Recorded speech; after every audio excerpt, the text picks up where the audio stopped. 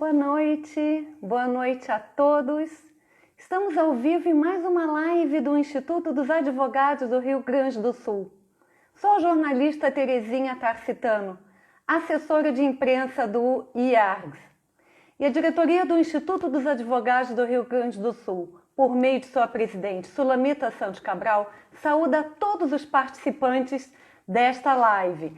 Hoje, em especial, ao Dr. Marcelo Bertolucci, que já está pedindo para entrar na live de hoje. Visualizando. Aguardando aqui a transmissão com o Dr. Marcelo Bertolucci. Seja bem-vindo, Dr. Marcelo Bertolucci. Estava falando agora do senhor que vai participar, que a doutora Sulamita faz assim uma menção especial à sua participação de hoje, um agradecimento. E o senhor vai falar sobre o tema, o exercício da liderança a partir de valores e princípios. Perfeito. Hoje é a sua estreia hoje aqui. Seja muito bem-vindo, doutor. Muito obrigado, jornalista Terezinha Tarciano. Muito boa noite aos colegas, a todos os amigos presentes. É uma honra muito grande, mais uma vez, estarmos irmanados com o nosso IARGS. Com certeza. A diretoria do IARGS agradece também a diretora do Departamento de Integração do Instituto, Ana Amélia Prati, que junto comigo está fazendo a transmissão das lives aqui pelo canal do IARGS, além da equipe do Instituto. A doutora Sulamita hoje não vai poder estar presente, porque ela está participando neste mesmo horário do 7º Encontro de Direito e Cultura, um evento anual de professores organizado por universidades e instituições gaúchas, com o objetivo principal da tradição constitucional brasileira. O IARGS está dando esse apoio institucional ao evento. Eu lembro que o site, o blog, as redes sociais, o canal do YouTube estão sendo constantemente atualizados com uma variada programação online. Inscrevam-se no nosso canal do YouTube, porque todas as lives e as videopalestras estão sendo postadas no canal do YouTube. Para pesquisar, basta colocar Instituto dos Advogados do Rio Grande do Sul ou IARGS. O doutor Marcelo Bertolucci me disse que hoje já se inscreveu no canal do YouTube, não é isso, doutor? Exatamente, acabamos de fazer a inscrição aqui. Orgulhosamente. Que maravilha! Que bom, doutor. E estamos assim nas nossas redes sociais. No Instagram estamos com 2.273 seguidores. No Facebook com 3.191 seguidores. Twitter 500 seguidores. E canal do YouTube com 428 inscritos. É difícil sempre porque os números estão sempre aumentando, então pode ser que eu já esteja até falhando, porque o número está sempre aumentando, o que é muito bom para nós, né? Então, como todos sabem, o IARGS está com todas as suas atividades sendo realizadas por meio de plataformas digitais. São elas as videopalestras semanais do Grupo de Estudos de Direito de Família, que acontecem todas as terças-feiras. Videopalestras quinzenais do Grupo de Estudos Temas Jurídicos Atuais, em quintas-feiras alternadas. E todas essas videopalestras e lives são postadas no nosso canal do YouTube. Esta live de hoje com o Dr. Marcelo Bertolucci já vai estar postada amanhã no canal do YouTube. Temos também as lives do Departamento de Direito Tributário em quartas-feiras alternadas, sempre às 12 horas. Artigos jurídicos publicados no blog e no site, às terças-feiras. E as lives mediadas por mim e pela colega Ana Amélia Prates, todas as terças-feiras a partir das 20 horas aqui no perfil do IARGS. Lembro, de novo, inscrevam-se no nosso canal do YouTube. E o nosso querido convidado de hoje é o Dr. Marcelo Bertolucci. Ele vai falar sobre o exercício da liderança a partir de valores e princípios. Vou ler apenas o seu mini currículo. Ele fez questão de salientar, em primeiro lugar, que é associado do IARGS. Então, estou salientando aqui. Ele é advogado, ex-presidente da OAB-RS, gestão 2013 e 2015. Foi conselheiro federal na gestão presidida pelo presidente Cláudio Lamáquia, 2016 e 2018. Professor da Escola de Direito da PUC-RS. É doutor em Ciências Criminais. Agora vou lhe dar, de novo, boa noite para o senhor poder se manifestar, doutor. Perfeito. Muito boa noite, prezadíssima jornalista Terezinha Tarciano. Quero cumprimentar também a estimada colega Ana Amélia, dizer que é uma honra e, portanto, eu saúdo todos os associados do nosso valoroso IARGS, na pessoa da nossa presidente, doutora Sulamita Santos Cabral, nas pessoas dos vice-presidentes, doutora Lúcia Koptik, doutora Alice Greck, doutor Leonardo Lamacchia e doutor Avelino Collet. Quero agradecer desde já a nossa reunião virtual e estamos aqui abertos para trocar ideias e conversarmos de uma forma muito próxima. Com certeza, doutor. Saliento que a doutora Cristiane Neri já está presente aqui, lhe fazendo uma saudação, e várias outras pessoas também aqui lhe fazendo saudações, doutor. A doutora Isabel Kostler, grande professora e ex-presidente da OAB. Com certeza. Várias pessoas aqui, então, lhe dando as boas-vindas, doutor. E o que o senhor está achando da nossa plataforma digital, doutor? Pois, desde já, eu gostaria de cumprimentar enormemente o nosso IARGS e a vocês, a toda a equipe, jornalista Terezinha, porque em tempos de pandemia, o nosso IARGS, mais do que nunca, demonstra a cada momento a sua evolução, com uma larga programação, com uma visibilidade e conteúdo virtual dignos de aplauso. Portanto, o IARGS é um belo exemplo de que quando nós queremos e acreditamos nas nossas causas, nós avançamos. E, portanto, estão todos vocês de parabéns. Parabéns mesmo. Que bom. Aqui o doutor Fabrício Fai também lhe dando aplausos, né? Todos aqui lhe cumprimentando pela live, lhe saudando pela live de hoje. Muito obrigado. Doutor, falando em IARGS e OAB, né? Qual seria a relação histórica e institucional entre as duas entidades? E relacionando também a advocacia e o público. Perfeito. De fato, a relação entre o IARGS e a Ordem é uma relação umbilical, como se diz, né? Porque quando surge justamente a primeira Assembleia Nacional Constituinte no Brasil, em 1823, nós tivemos naquele período, a história mostra bem isso, um momento de grande efervescência político-institucional num país, né? Em 1823, os parlamentares de então ficaram um ano em Assembleia Nacional Constituinte justamente discutindo quem seria cidadão brasileiro. Essa foi a grande pauta destes parlamentares brasileiros que vinham, sobretudo de Portugal, não é, e da França com os seus estudos. E com a Constituição de 1824, nós passamos, logo após a primeira Constituição, para um momento de grande efervescência política. Não é? E não há dúvida nenhuma que, com o surgimento das duas primeiras escolas de direito do país, né, como bem sabemos, logo após, em 1843, ocorre a fundação do nosso Instituto dos Advogados Brasileiros, a semelhança de institutos europeus. E o período que se sucede à criação do Instituto, e aqui também vale o registro, houve a criação do Instituto Geográfico e Brasileiro, o Instituto dos Advogados ele contribui, ele se torna um centro precursor de grandes discussões sobre que país desejava o brasileiro, quem era o cidadão brasileiro, e dentre as finalidades do Instituto dos Advogados do Brasil, sabemos todos, e aí logo depois vem os institutos estaduais, né, estava a criação da OAB, que só ocorre em 1930.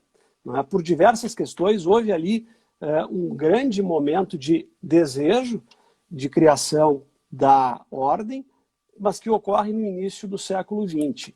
E a partir da criação da ordem, tanto o Instituto dos Advogados do Brasil e os seus congêneres estaduais, como a ordem nacional, enfrentam grandes desafios. Eu recorria hoje aos livros, buscando essas informações, e guardadas as proporções, evidentemente, porque a história é cíclica, quando recordo que os livros mostram que na década de 30, em 1930, quer dizer, nós tivemos, e não faz tanto tempo assim, em 1936, a criação de um Tribunal de Segurança Nacional pelo Executivo. E o Poder Judiciário é subordinado ao Poder Executivo, não tem 100 anos isso. Em 1934, a promulgação da Constituição de 34, quando discutia-se o conteúdo da Lei de Segurança Nacional. Em 1936, a discussão e a aprovação pelo Executivo de estado de sítio, estado de guerra, prisões de parlamentares. Portanto, foi o Instituto dos Advogados do Brasil e a recém-criada OAB que compartilharam todo esse novo país e enfrentaram essa temática com muita qualidade, com equilíbrio, com congregação de profissionais das carreiras jurídicas. Portanto, foi com muita galhardia e entrega que o nosso Instituto e a Ordem desenvolveram uma relação muito forte, de muita honradez e uma ação também instrumentalizadora. E aí, respondendo à parte final da tua pergunta, prezada amiga jornalista Terezinha, aquela imagem individualista, liberal da advocacia do século XIX, uma profissão ligada aos intelectuais, desvinculadas da coletividade, ela migra justamente, não é, pelas características do século XX, com o crescimento da industrialização do Brasil, com uma complexidade de uma sociedade industrial nascente, ela migra para uma nova roupagem. Ou seja, a advocacia deixa de ser uma profissão eminentemente privada e passa a tratar de pautas sociais e políticas ligadas à modernização, à quebra de paradigma que ocorre na era Vargas e, portanto, toda uma nova atuação ligada à ideia de munus público e de atuação também em função da cidadania e não só o munus privado. Portanto, somos instituições congêneres, irmãs, e que desde o início enfrentaram as duas instituições e não só pelo debate, mas por pautas instrumentalizadoras de grande importância cidadã. Portanto, viva o nosso IARGS e viva a nossa ordem. Em falar em IARGS, a doutora Sulamita Santos Cabral conseguiu entrar. Ela está nos ouvindo. Quero saudá-la. Ela está aqui, junto também com a diretora Maria Isabel Pereira da Costa. Estamos também com o doutor Francisco Zavascki, que está aqui nos ouvindo também. Gostaria de saudar a doutora Melissa Teles Baruffi e também a Denise Branquer, que eu não poderia também deixar de mencioná-la, a esposa do doutor Leonardo Branquer. Perfeito. A minha saudação à nossa presidente Sulamita, a nossa estimada diretora Maria Isabel. É uma honra o convite, doutora Sulamita, doutora Maria Isabel e todos os colegas e associados que aqui se encontram. Doutor, agora indo para o tema da sua live de hoje, os valores e princípios para o exercício da liderança. Perfeitamente. Tenho que a ética é o valor, estimada jornalista Terezinha, o valor subjacente de qualquer relação humana. Nós vivemos tempos muito críticos, muito duros, e penso que a ética é a base fundacional de qualquer sociedade que pretende ser minimamente civilizada. Né? E quando nós falamos em valores, né, e aqui recordo da fala ilustre do ministro Luiz Roberto Barroso, na conferência recente, virtual, belíssima conferência, diga-se de passagem, da nossa OAB-RS, me parece que o valor do nosso tempo, desta quadra do século XXI, é o valor integridade. Integridade como pauta alheia a qualquer interesse ideológico, a qualquer base passional. Integridade como valor da essência do ser humano.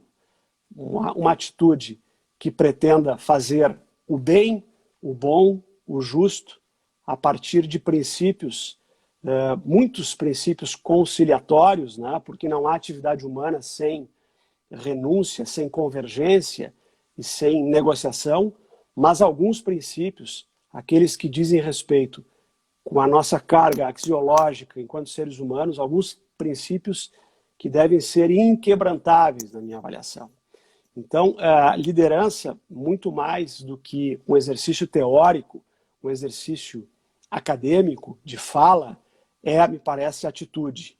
Atitude, sobretudo, de colocar-se empaticamente e não simpaticamente, né? Eu sempre desconfiei, com toda a franqueza que estamos entre amigos, sempre desconfiei daqueles que são extremamente simpáticos e sempre aplaudi aqueles que buscavam a empatia. A empatia, muitas vezes, ela é traduzida pelo silêncio, não é? Mas por estar no lugar do outro, justamente buscando boa fé, exercício de ações racionais, sim, porque a atividade de liderança ela é uma atividade de grande cunho racional, mas sem deixarmos de lado a emoção. A emoção ela é um componente, me parece, necessário ao exercício da liderança, porque a emoção nos leva, nos retira da concretude, né? O ato de liderança, ele muitas vezes, ele tem a potencialidade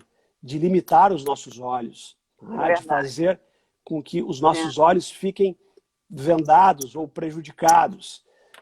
E, portanto, o bom líder é aquele, me parece, que gosta de se afastar do abismo e gosta também de ouvir coisas não tão boas, até para que ele revise as suas posições, as revogue sempre que necessário, e talvez a nova geração, a geração dos nossos filhos, tenha mais condição do que nós de exercitar o que se chama de compartilhamento, não é? De mesa redonda, uma linguagem mais leve, que marque justamente aquilo que talvez a pandemia tenha evidenciado, a nossa necessidade, a nossa interdependência. Nós somos necessariamente, absolutamente dependentes uns dos outros. E o líder, ele é alguém, já dizia Margaret Thatcher, dependente do outro. O líder que não depende do outro, ele está muito próximo de falar consigo mesmo sem ouvir. Isso é muito perigoso. Perfeito, doutor. Gostaria de salientar aqui alguns comentários. A doutora Marisa de Oliveira está dizendo: a família Moreira de Oliveira está ouvindo com grande atenção. Um abraço do Marco Aurélio Moreira de Oliveira. Uma honra, uma honra. Nosso professor, amigo e grande ícone, não só da advocacia, mas das carreiras jurídicas. Eu tenho uma grande gratidão por toda a família Moreira de Oliveira. Ele terá uma live conosco em outubro. Que beleza. O doutor Bruno Pinto de Freitas, parabéns ao IAGS por promover essa oportunidade de aprendermos com o doutor Marcelo Bertolucci, exemplo para a advocacia gaúcha. A doutora Melissa Teles. Da Casa Civil, um abraço caloroso. Diga-se de passagem, de grandes serviços prestados para a advocacia em recentes conquistas. Doutora Melissa Teles colocando meu presidente. A doutora Nara Pitinini, é sempre uma honra ouvir o doutor, o nosso sempre presidente, doutor Marcelo Bertolucci. A Kalen Rodrigues também entrando aqui. Um fraterno abraço do doutor doutor Joel Pereira Nunes, um fraterno abraço. A doutora Kalen Rodrigues, colocando aqui como excelente. Doutor Avelino, sempre um prazer ouvir o nosso eterno presidente, que com muita honra chamo hoje de colega. Um abraço. Doutora Berenice aqui também mandando um abraço. Então, doutor, várias pessoas aqui hoje lhe prestigiando. Fico muito feliz. Você estava falando sobre o exercício da liderança. Quais seriam os principais atributos, doutor? Eu penso que um dos principais atributos é o equilíbrio. Não é dado ao líder deixar de ter equilíbrio. Equilíbrio, serenidade, temperança, ponderação. O líder também é aquele que, por mais que tenha o bônus de ser líder, porque o exercício da liderança, ele traz bônus, mas, sobretudo, o líder deve ser mais preparado ainda de exercer o ônus de ser líder. Porque existem verdadeiros momentos de extrema solidão e de angústia e de dificuldade. E, portanto, o exercício deste ônus é um exercício necessário. Penso também que não é possível que o líder deixe a simplicidade de lado. A simplicidade que mantém o líder e o conduz e reconduz a todo tempo a duvidar de si mesmo, né? A olhar para si sem auto-aplauso, a afirmar cada vez mais a dependência alheia, a agir, não é? A pecar pelo excesso, muitas vezes, e não pela omissão. E mais do que isso, eu penso que o líder ele precisa, de alguma forma, saber que o poder maior não está consigo, mas está, como já diz a nossa Constituição, está com o titular natural, que é o cidadão. Todo poder emana do povo, e em seu nome deve ser exercido. Eu penso que essa frase, que esse dogma, se aplica não só aos líderes que exercem atividade com o munus público, mas também àqueles que desempenham as atividades no campo privado. Aliás, nós vivemos um tempo em que ressurgem, me parecem, as lideranças no campo da cidadania. Me parece que nós nunca visualizamos com tanta clareza a importância da liderança comunitária, da liderança do bairro, da liderança da rua, da voz do cidadão que cobra dos seus eleitos cotidianamente as promessas de campanha. Então, pouco importante se esse munus é um munus público ou é uma atividade privada, eu penso que o líder é aquele que também deve, além de todos os atributos de boas intenções, de resolutividade, de busca da efetividade, da instrumentalização, ele precisa de algum alimento para a sua alma, para que possa, muitas vezes, em momentos de falta de resposta, e são muitos os momentos em que o líder flerta com a falta de resposta, com a falta de algo a entregar, com a falta da instantaneidade desejada. E nesses momentos me parece que só a fé alimenta ou retroalimenta o líder. Essa fé pode ser religiosa, pode ser espiritual, pode ser de qualquer ordem ou pluralidade de valores. Mas algo precisa nos animar além da experiência concreta na Terra. E penso que nestas horas o líder recompõe a sua serenidade, recomeça o dia seguinte e talvez chegue à luz e chegue à resposta que no dia de ontem não chegou. Então nós precisamos, para o exercício da atividade, de qualquer atividade, me parece, algo mais. Esse algo mais cada um de nós tem nos seus corações, na sua alma, etc. Excelente reflexão, doutor. Mais alguns comentários aqui. O doutor Eduardo Fará, parabéns, caríssimo colega. Doutor Gerson Fishman, parabéns, presidente Marcelo Bertolucci. A doutora Flávia Weber, a liderança sem empatia me parece um poder vazio, que não atinge verdadeiramente sua finalidade. Excelente oportunidade de aprendizado esta live. O doutor Alfredo Engler, que esteve aqui ontem na live, abração para o doutor Marcelo Bertolucci. Alfredo Engler, passando para o senhor. Muito obrigado. Ontem tive a oportunidade de aplaudir. Doutor Rafael Canterja aqui colocando, grande presidente Marcelo Bertolucci, exemplo de que toda a teoria foi e será praticada diariamente. Orgulho nosso. Muitos comentários aqui para o senhor, doutor. Orgulho nosso. Aliás, eu quero aqui cometer quebrar uma confidência, na verdade. Né? O doutor Rafael Canterja hoje está completando 40 anos de idade. Mas que maravilha! Parabéns para ele! Parabéns! Nosso conselheiro federal, brilhante. Ainda hoje eu comentava com ele nos meus 40 anos, né, que foram extremamente tranquilos. Os meus 40 anos foram 5 dias antes da eleição da OAB-RS, né, quando nós nos elegemos. Então eu não me lembro quando eu fiz 40 anos em razão da eleição. Mas o doutor Rafael merece o nosso aplauso e eu fico muito feliz pela presença dele. Nossos parabéns a ele aqui, estendidos também pela doutora Solamita Santos Cabral. Perfeito. Doutor Marcelo, se a gente pudesse falar de lições de liderança agora durante a pandemia, que lições que o senhor poderia destacar? Que não está sendo fácil, né? Não está sendo fácil. Me parece que se nós formos pensar nos ingredientes, né, sobre as lições de liderança na pandemia, me parece que algumas frases aqui podem ser referidas, né?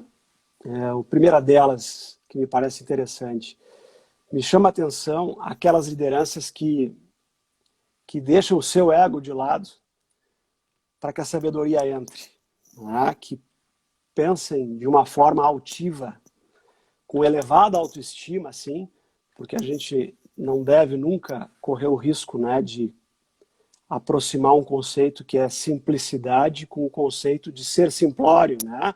São coisas completamente diferentes. Uma outra ideia é os grandes líderes nesse tempo doente da vida mundial, me parece, são aqueles que eliminam preconceitos e procuram fazer análises isentas, racionais e análise própria das mulheres e homens com liberdade. O preconceito, ele aprisiona as ideias, ele diminui a criatividade, ele nos deixa limitados no tempo e no espaço, né?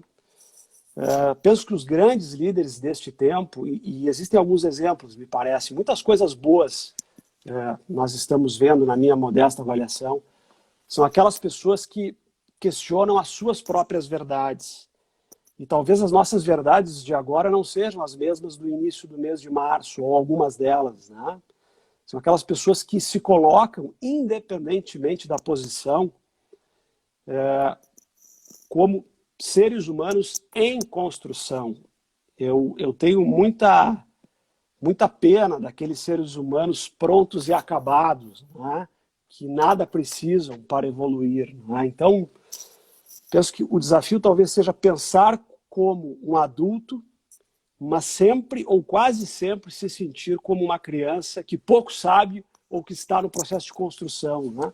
Alguns líderes mostram isso, que já estão prontos e acabados, e com isso eles são falsos líderes na minha análise.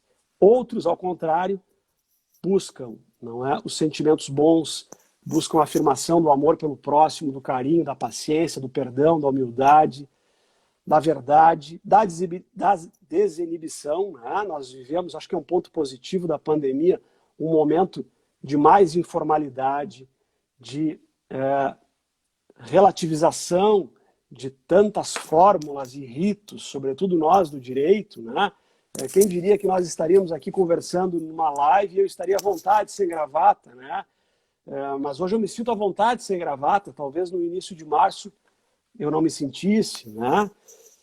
Benevolência e trabalho, né? Não adianta, me parece que trabalho é alguma coisa absolutamente que não cansa quando nós acreditamos na causa, seja ela voluntária, seja ela privada, seja ela obrigatória. Acreditar na causa, né, é essencial, não é, doutor? Mas acreditar na causa, né? E perguntarmos para nós mesmos, né? Isso eu aprendi com o meu sócio, com quem aprendo, aliás, muitas coisas cotidianamente, também isso, né? Com o Dr. Luiz Henrique Cabanelos Chu, nosso sempre diretor da Ordem, conselheiro federal. Perguntarmos para nós mesmos o que nós queremos preservar. Na pandemia, isso parece que ficou evidenciado. Eu devo aqui confessar que no auge da pandemia, no mês de abril, eu perguntei a mim mesmo o que eu quero preservar algumas vezes e foram pouquíssimas as coisas e elas não enchiam uma mão. E quando a gente procura buscar essa resposta, eu penso que a dor muitas vezes nos ensina, né? Me lembro de uma passagem bíblica, e essa passagem eu recebi de um colega que eu muito admiro, o Dr. Mark Krasborges, que ele dizia, que ele transcrevia a passagem nos seguintes termos, né? Que uma videira nunca podada dará longos galhos, tronco fino e frutos fracos e sem doçura. A videira podada sentirá a dor e terá tronco grosso, mas dará frutos doces e fortes. Nós estamos sofrendo, não há dúvida nenhuma, né? Nós estamos aqui desde março purgando, afastados, distanciados de familiares nossos, né? Nós estamos muitas vezes limitados no nosso exercício profissional. Ainda ontem eu estive imaginando que o drive-thru pudesse estar aberto do Foro Central, mal informado, o erro foi meu, que não busquei a informação correta, instintivamente achei que estivesse aberto, quando na verdade estava aberto, fechou e vai reabrir no dia 14. Quer dizer, então, toda essa confusão de informações, essa confusão mental, a nossa posição no mundo é questionada, ela há de nos deixar como videiras podadas, né? Com troncos doloridos, mas para que possamos dar frutos doces no futuro próximo, né? Porque o cansaço emocional, intelectual, a crise financeira, o epicentro de uma crise econômica no nosso estado é muito preocupante. Nós não podemos imaginar que são todos os operadores do direito que têm tecnologia nas suas casas. Não podemos presumir que a advocacia e que a cidadania fala, não é, pelo YouTube. Não podemos achar que todos temos gabinetes confortáveis. Não é? Então, nós precisamos de empatia coletiva, sob pena de desaprendermos a conversar uns com os outros. Isso é muito sério e penso que esse é o grande desafio do tempo que se avizinha. Nós vamos precisar de líderes em todos os segmentos sociais e não só em alguns. Com muito mais humildade, creio eu, mais o sentido de humanismo, não é, doutor? Exatamente. Humanismo, estar no lugar do outro, saber que a dor alheia amanhã pode ser a nossa, né? É verdade. É verdade. Outros comentários aqui, o doutor Marco Aurélio Melo Moreira. Parabéns, meu líder. Grande doutora Fátima Paludo, tive a honra de participar do primeiro plenário com o doutor Marcelo, uma das pessoas mais admiráveis que conheço. Meu carinho a ambos, doutor Marco, meu estimado amigo e colega, desde sempre, amigo de vida toda, irmão. E a doutora Fátima, eu tenho uma adoração por ela, né?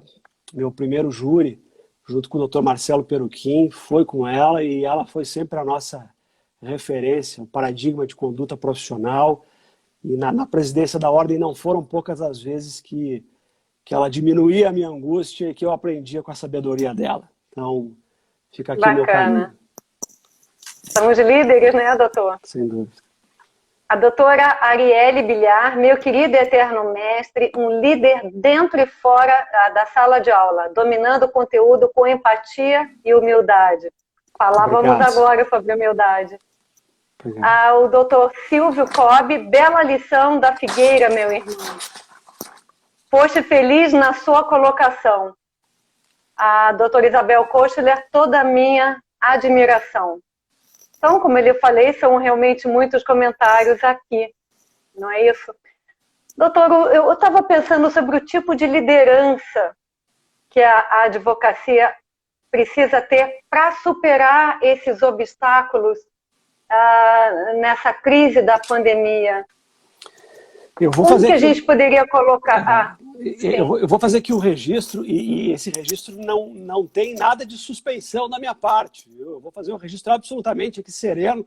Nós precisamos de líderes como o presidente Cláudio Lamáquia, como o presidente Ricardo Breyer, né, e como tantos outros líderes, como a presidente Sulamita, como tantos conselheiros, tantos dirigentes da OAB, do IARGS, como aquelas pessoas que muitas vezes sem cargo exercem liderança.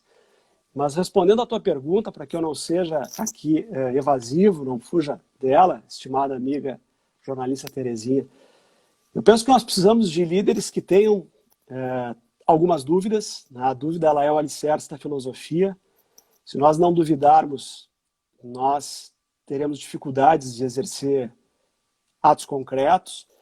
Precisamos de líderes que tenham capacidade de autocrítica e de crítica alheia, porque a crítica ela é o fundamento da psicologia. Sem a crítica, os nossos pensamentos eles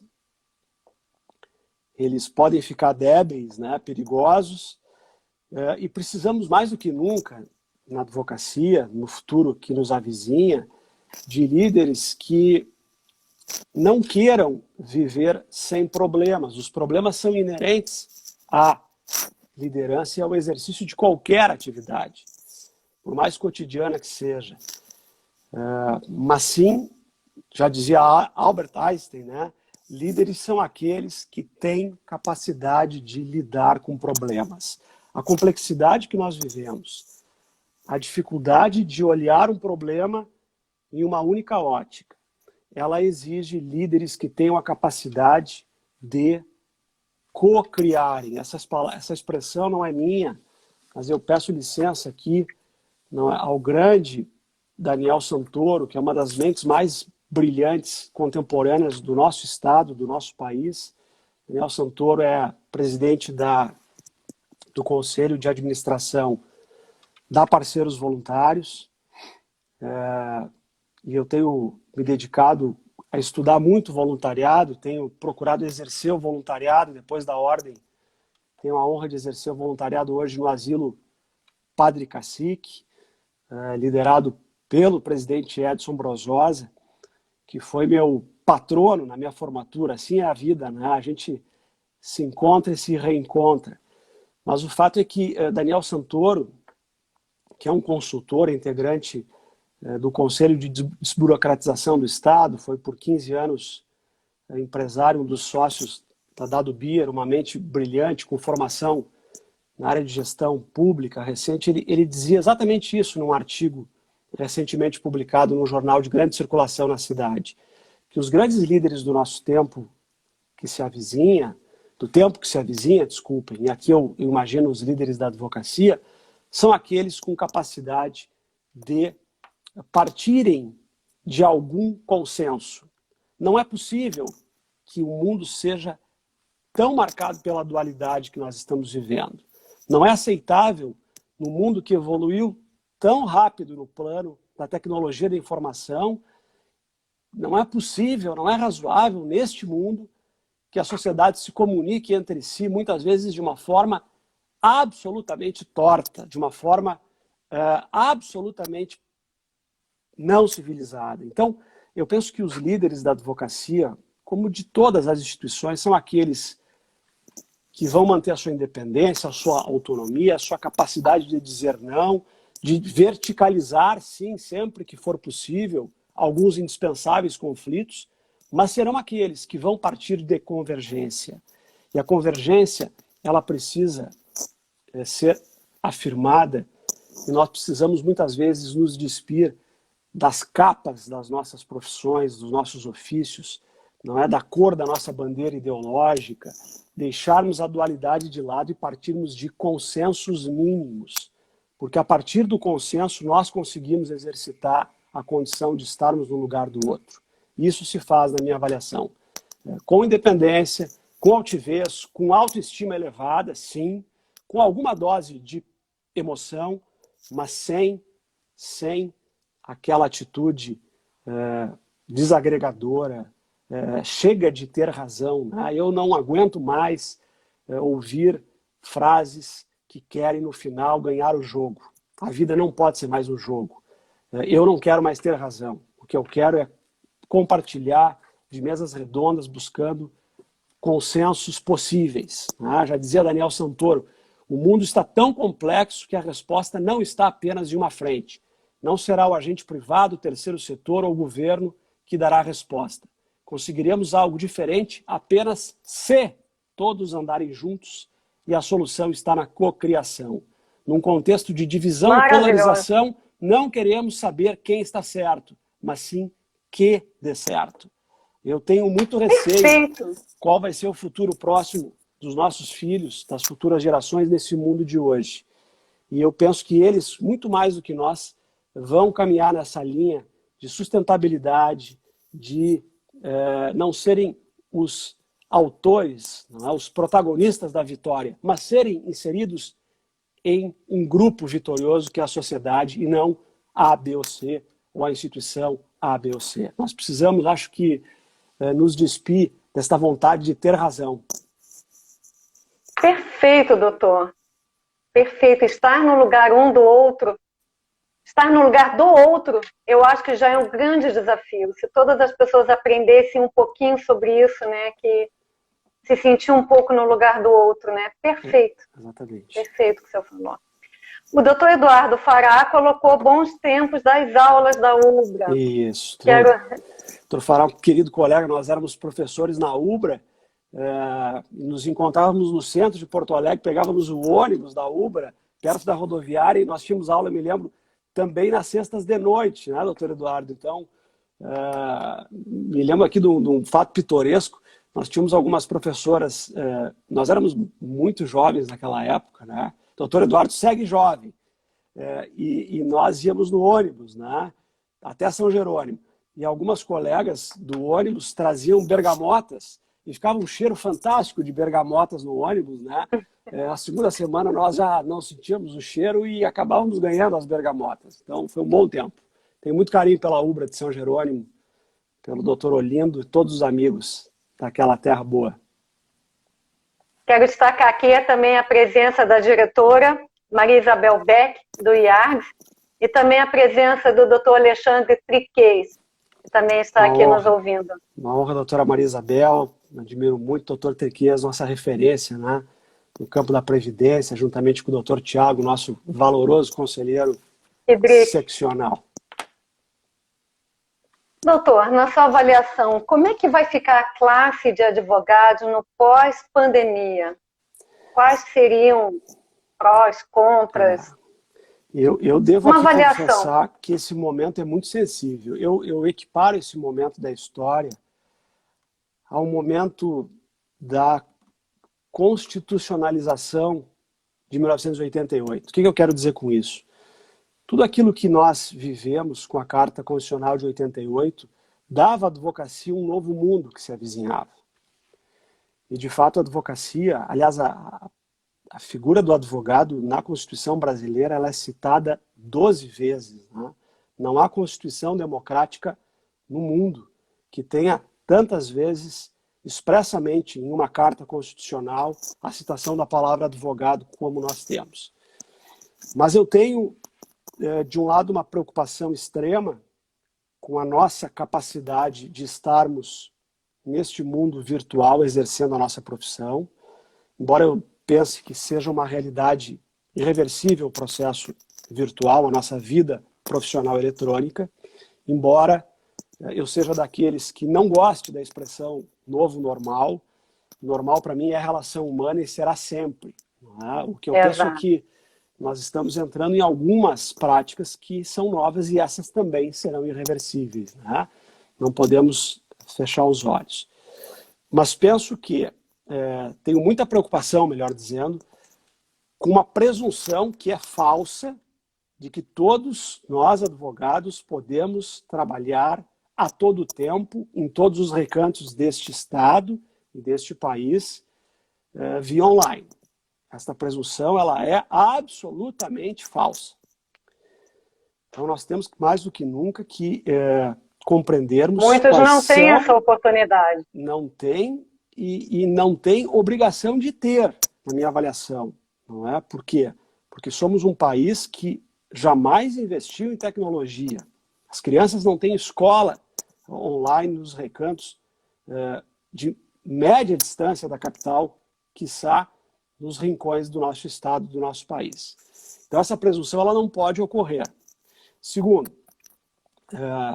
fatalmente nós já estamos migrando não só para a dialética do processo, para a discussão processual, mas nós estamos encontrando, isso é bom, outros nichos de atuação. Então eu penso que se por um lado nós estamos com a nossa atuação muito questionada em alguns momentos, na atuação ordinária nossa, na dialética do processo, nós estamos nos encontrando e encontrando outros nichos de atuação, outros ambientes que vão buscar a resolução dos conflitos sociais em outros locais, em outros espaços de atuação. Isso é importante. Penso que nós vamos, mais do que nunca, encontrar espaços para atuações estratégicas do advogado. E aí, se por um lado a pandemia exige que nós façamos a travessia rumo à tecnologia, por outro, ela é um belo espaço para que nós, advogados, independentemente da área, possamos entregar aquilo que, na minha avaliação, mais marca a nossa função, nosso ofício, que é a capacidade de Não quero acolhimento. interromper a sua linha de pensamento, mas só quero destacar a presença do Dr. Ricardo Breia, que honra. Aqui dando um abraço ao nosso presidente Marcelo. Que honra. Muito obrigado, presidente Ricardo. Eu dizia agora há pouco, aqui tenho várias testemunhas, quando fui perguntado pela nossa jornalista Terezinha que tipo de liderança eu gostaria para a nossa ordem nos próximos anos, e eu dizia, lideranças como o presidente Lamarck e o presidente Ricardo Breia. Portanto, muito obrigado pela gestão com maestria que tem feito a advocacia e a cidadania num momento tão sensível da vida. É uma honra tê-lo muito sensível mesmo. Ah? Mas desculpe lhe interromper, doutor. Eu não queria quebrar sua linha de pensamento. Não, eu dizia que, se por um lado nós entramos num momento de exigência tecnológica, eu penso que esse momento é um momento que o advogado pode resgatar aquilo que, na minha avaliação, mais configura o nosso ofício, que é o acolhimento. Nunca foi tão importante a fala com o cliente. E aqui eu me refiro ao cliente, pessoa física, mas também à grande corporação. Nunca o destinatário dos nossos trabalhos, aquele que busca a nossa inteligência, valorizou tanto, me parece, a nossa escuta e a nossa fala, e as nossas previsões, e as nossas estratégias. Então eu penso que é momento de nós pararmos de pensar um pouco, ou diminuirmos um pouco aquela natural dialética nossa.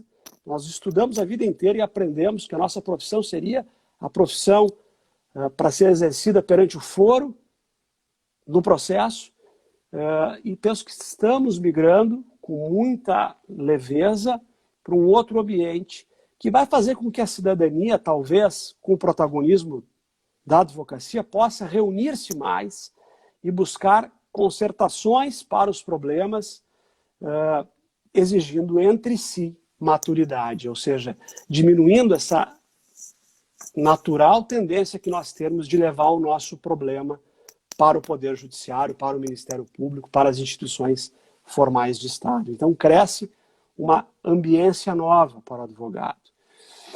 Eu tenho muita preocupação e penso que esse vai ser um grande desafio para os novos dirigentes de ordem pós-pandemia, em saber com quem que nós vamos conversar.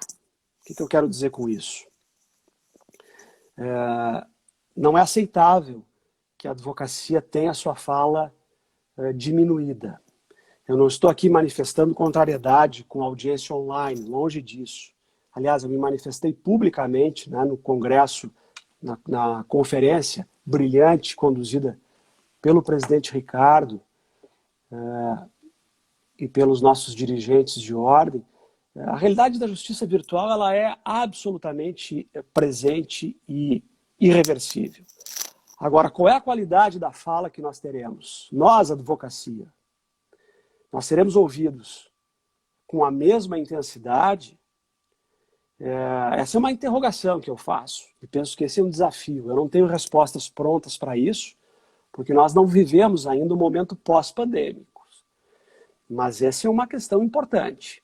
Eu recordo da história recente do país e eu tenho a memória histórica, também pelos livros, mas por vivência como aluno de direito na época, eu recordo das instituições batendo a porta da advocacia quando as instituições buscavam na Constituição de 88 garantias de irredutibilidade de vencimentos, de inamovibilidade, de independência funcional. Eu recordo da ordem e da advocacia ombreando no Congresso Nacional com as instituições buscando essas garantias, que não são das instituições, são de cada um de nós. A advocacia ganha com o Ministério Público forte e independente. O cidadão ganha com a polícia judiciária podendo exercer as suas funções com independência, com garantia orçamentária. Mas é hora agora, não é? E a vida é cíclica, das instituições formais de Estado, dos poderes constituídos, das instituições essenciais à administração da justiça, olharem para essa advocacia heterogênea, numerosa que somos, no Rio Grande nós somos mais de 100 mil colegas, e saber que esta instituição, formada por pessoas, por advogados de vários rincões, ela é essencial à democracia. E quando falta o direito de fala para o colega que está lá na zona rural, numa cidade pequena do nosso estado, quem fragiliza-se é toda a sociedade. Portanto, eu penso que nós vamos precisar mais do que nunca de uma grande campanha, não de uma campanha publicitária, não é isso, mas de uma campanha cotidiana para que a advocacia anime as instituições formais e anime a cidadania também para saber do nosso papel. Eu tenho muita preocupação e às vezes sinto na pele, mesmo sendo ex-presidente de ordem, o que a sociedade civil pensa de nós. O que o empresário pensa do advogado? Qual é o nosso conceito perante a sociedade civil, perante a cidadania, não só perante os poderes constituídos. E fico muito animado quando eu vejo a nossa ordem, seja no plano estadual ou no plano federal, cortando na própria carne. Quando nós aqui, com respeito, com temperança, com equilíbrio, punimos aqueles poucos de nós que erram no plano da deontologia da profissão. Fico muito orgulhoso, porque penso que quando a ordem pune os poucos que erram, nesta infinidade que somos, mais de 1 milhão de advogados brasileiros, nós crescemos, os bons crescem, e nós afirmamos as prerrogativas. Mas eu fico muito triste quando a sociedade joga pedras na maioria de nós, por conta de algumas operações. Eu não vou entrar aqui no mérito se elas são certas, se elas são midiáticas ou não, mas a vida não pode ser feita de algumas operações midiáticas que trazem advogados para um processo, para a investigação, para a imprensa. Os advogados, via de regra, como os juízes, os promotores, os delegados e os operadores do direito, são do bem e fazem o certo.